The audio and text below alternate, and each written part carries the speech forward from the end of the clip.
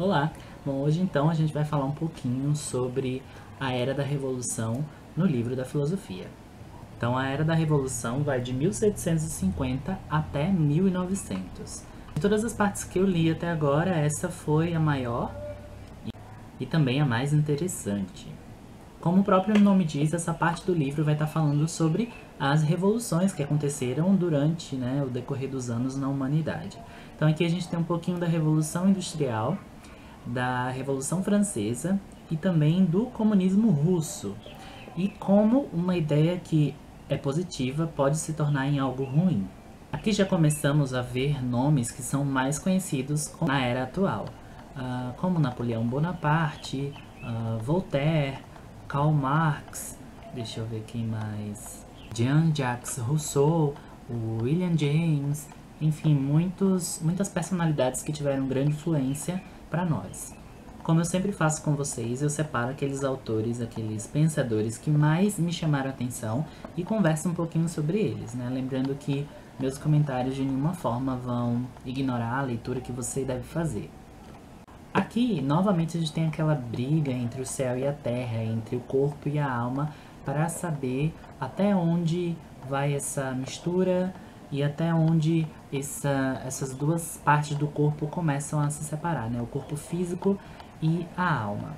Então, o primeiro autor que eu gostei bastante do postulado dele foi o Jean-Jacques Rousseau. Eu acredito que se fale assim, que ele é francês, e a sua área de estudo era a filosofia política. Então ele diz que o homem nasce livre e por toda parte encontra-se acorrentado. Ele acreditava que a natureza, né, a sociedade acabava corrompendo o homem em sua natureza mais pura. Então, ele vai dizer o seguinte: o homem no estado de natureza é fundamentalmente bom. Quando a ideia de propriedade privada se desenvolveu, a sociedade teve que criar um sistema para protegê-la. Esse sistema evoluiu como leis impostas por proprietários sobre aqueles que não tinham propriedade.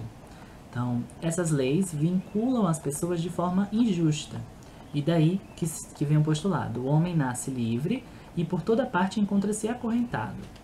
Eu gosto muito desses fluxogramas que o livro traz, né? E traz informações também sobre o autor, e imagens e contextualização, é muito bom mesmo. Logo em seguida a gente vai ter um pouquinho sobre o Adam Smith, que vai falar sobre filosofia política também.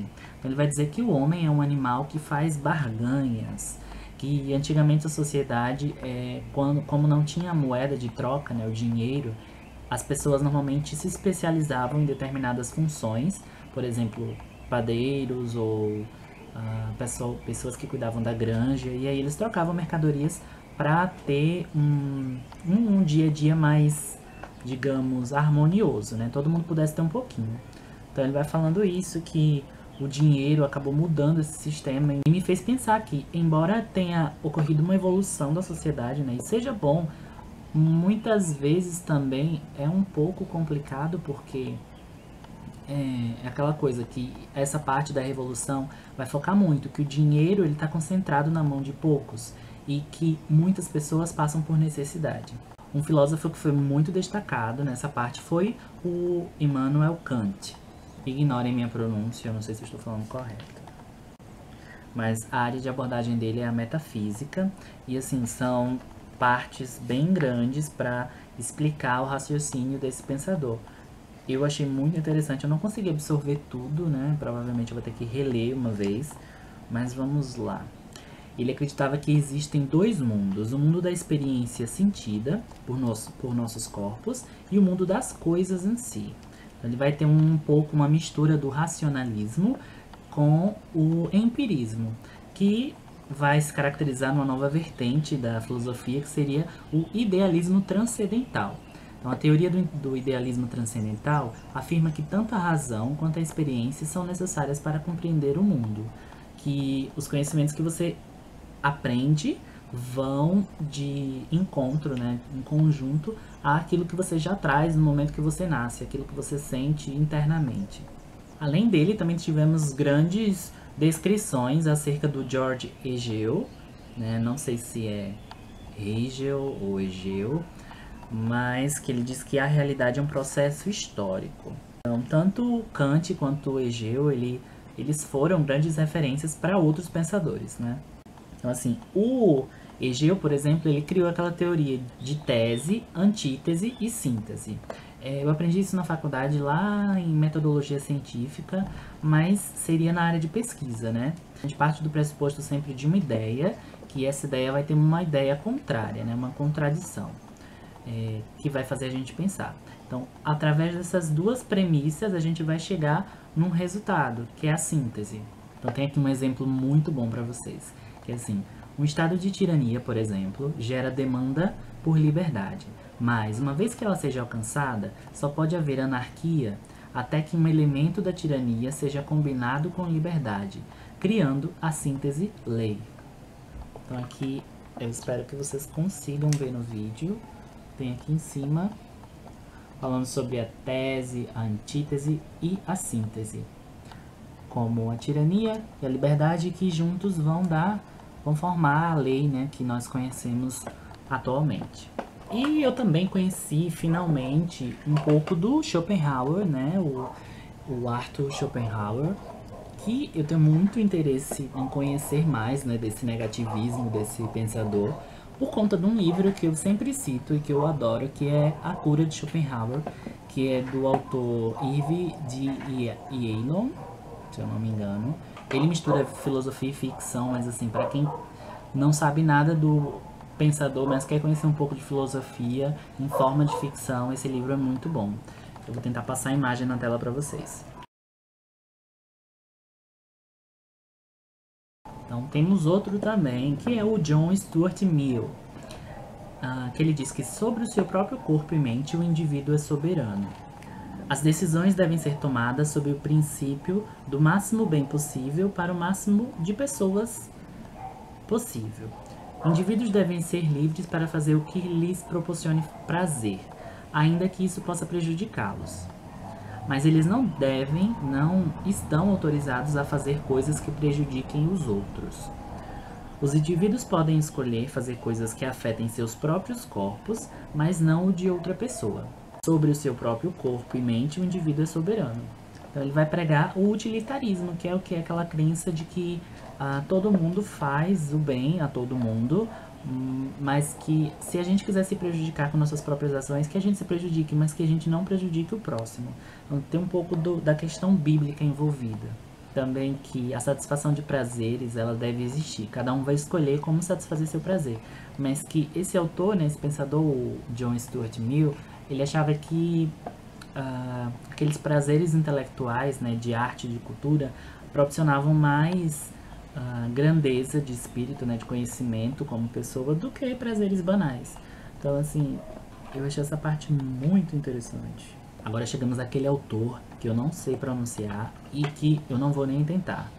Mas eu vou deixar o nome dele aqui na tela, que é o Soren, não sei. Que ele diz que a angústia é a vertigem da liberdade. Quando tomamos decisões, temos liberdade absoluta de escolha. Percebemos que podemos escolher fazer nada ou fazer algo. Nossas mentes cambaleiam ante o pensamento da liberdade absoluta. Um sentimento de apreensão ou angústia acompanha o pensamento. Então ficamos naquela indecisão. Vamos fazer ou não vamos fazer? Mas nesse meio tempo de executar a ação, a angústia aparece, e a angústia é a vertigem da liberdade. Uma coisa que não podemos deixar de falar, com certeza, é sobre o Karl Marx, né? Que teve grande influência. Quando eu aprendi história, quando eu não dava muita importância para ele, assim, sabendo um pouco do comunismo russo, eu o via meio como um vilão. Eu já comecei a leitura, assim, supondo que ele era uma pessoa bem ruim, sei lá, pelo movimento comunista que eu associava à Rússia. Mas é outra coisa, totalmente diferente. Acaba que é meio que aquelas boas intenções que causam ações catastróficas. Então, sim, Karl Marx foi ele que... ele também é da filosofia política e foi ele que bolou, né, a teoria do comunismo. Ele que falou pra gente ir na frente, pra gente lutar por nossos direitos e ser contra a propriedade privada. Ele acreditava que a história é um registro das lutas de classe e substituições, onde a classe dominante seria substituída por outra. Então, assim, são passagens muito bem feitas, muito boas, assim, falando sobre as revoluções, sobre a burguesia, sobre as diferenças de classes e como, postumamente, né, as pessoas acabaram mal interpretando o que o Karl Marx queria dizer e surgiu o comunismo russo, surgiu a barbárie e, assim, também a gente observa que tiveram brechas em sua teoria. A teoria de comunismo era muito... A ideia central era muito válida, porém ele não pensava no que iria acontecer depois, né? Porque ele meio que imaginou uma sociedade utópica onde todos os problemas seriam resolvidos, mas sempre tem algo mais. E aí foi justamente que aconteceram outros problemas, principalmente na Rússia, ali com relação à antiga Tchecoslováquia. E um autor que eu gostei muito de conhecer foi o William James. Vocês conhecem algum autor com sobrenome James? Sim, não é mera coincidência. O Henry James, que é muito conhecido, né, por seus textos clássicos, principalmente A Volta do Parafuso, é irmão do William James, que é um filósofo. Então sua família era bem intelectual e bem financeiramente. Então o William James prega que você deve agir como que o que você faz fizesse diferença. É aquela coisa meio do pensamento positivista, porque se você estiver parado, mesmo que você não acredite que aquilo vai dar certo, realmente não vai dar. Porém, você precisa fazer um movimento, um passo para que aquilo aconteça e se não acontecer o que você está pensando, pelo menos você vai ter tentado. Então vamos prestar atenção a esse exemplo. Se eu estou perdido em uma floresta e vejo uma trilha, eu posso acreditar, primeiro, que ela não leva a lugar nenhum. Segundo, que ela leva a comida e abrigo. Se ela não leva a lugar nenhum, então eu não faço nada e continuo perdido e morro de fome.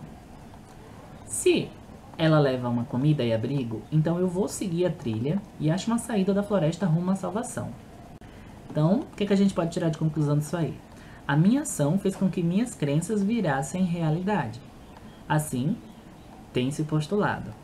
Haja como se o que você faz fizesse diferença, porque faz diferença.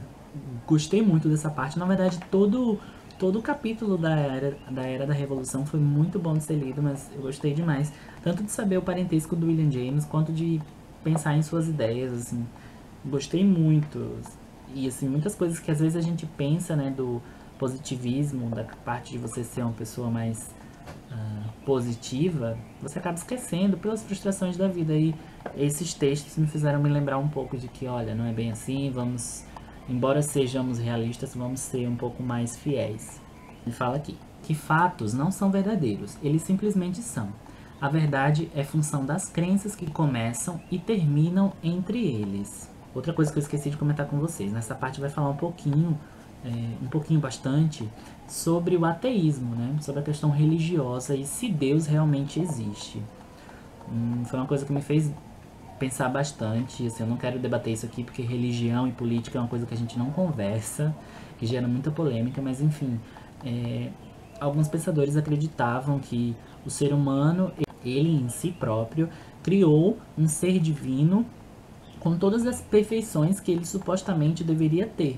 E que, ao invés de ficar sozinho no mundo onde nada é possível, onde nada é explicado, ele criou esse ser sobrenatural, né? Esse ser maioral, né? Para dominar, assim, as ações e coisas que não poderiam ser explicadas. Só estou repassando o que os autores falaram. Isso não quer dizer que eu acredite. Mas é uma reflexão boa de ser feita. Bom, então é isso. Essa foi a parte, né, da Era da Revolução, que eu gostei muito de ter lido. Agora a gente está chegando na modernidade e o próximo vídeo será justamente sobre isso. Faltam apenas mais 2 capítulos para que eu termine esse livro incrível, que é a modernidade e a era contemporânea. Então é isso, o livro da filosofia está aí. Se você ainda não viu meus vídeos anteriores, eu vou deixar o link na descrição da playlist, tá? Para você assistir desde o começo. E no mês que vem a gente fala sobre mais pensadores, mais filosofia. Deixe seus comentários sobre o que você achou dos meus comentários, dos comentários dos pensadores, desse vídeo, enfim. Se você gostou desse vídeo, não esqueça de dar um joinha, de ajudar a compartilhar. Se você ainda não é inscrito no canal, inscreva-se. Até a próxima!